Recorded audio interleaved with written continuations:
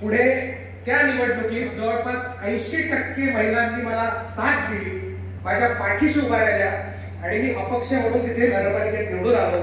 आज त्याच जिल्ह्यात तिन्हीपैकी एकही मंत्री नाही आणि आशिष दामलेला मंत्रिपदाचा त्या जिल्ह्यात दर्जा आहे पक्षाकडून. सांगण्याचं कारण हे की दोन गोष्टी, एक तर तुमचं काम असलं तर लोक जात पात बघत नाही, लोक तुमचं काम बघतात. आणि दुसरी गोष्ट, ज्याच्या मागे महिलांची भक्कम फळी उभी असेल तो माणूस कधी पराजित होऊ शकत नाही. एवढा आवर्जून या ठिकाणी सांगतो. पुन्हा एकदा संतोषजींनी एक चांगला कार्यक्रम आयोजित केला, त्याबद्दल त्यांचा मनापासून आभार मानतो. खरं तर या प्रतिष्ठानाच्या माध्यमातून आणि परशुराम आर्थिक विकास महामंडळाच्या माध्यमातून जी पूर परिस्थिती सोलापूरमध्ये मराठवाड्यामध्ये निर्माण झाली आहे त्याच्यासाठी आपण काही करू शकलो तर निश्चितपणे आमचं कर्तव्य आहे.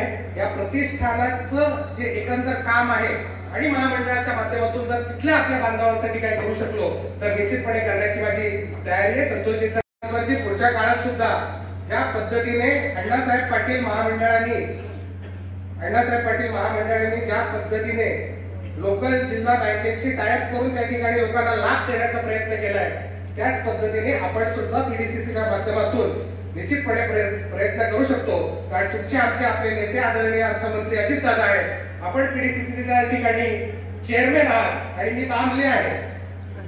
त्याच्यामुळे आपलं सहकार्याने ते लोकांच्या फायद्यासाठी हा खर्च पुढच्या काळात आपल्याला करता येईल आणि चांगलं काम उभं करण्याचं प्रयत्न आपल्याला करता येईल. मी कमर्शियल पायलट पासून हे आज या ठिकाणी सामाजिक क्षेत्रात फक्त पारदर्शक आणि प्रामाणिक काम करण्यासाठी आलोय आणि गेल्या अनेक वर्षापासून सातत्याने करतोय. याच्या पुढच्या काळात सुद्धा निश्चितपणे ते करीन आणि संतोषजी आपल्याला पुढच्या काळात कुठल्याही सामाजिक कार्यासाठी माझी साथ ही आपल्याला निश्चितपणे असेल एवढंच या ठिकाणी वचन देतो आणि थांबतो.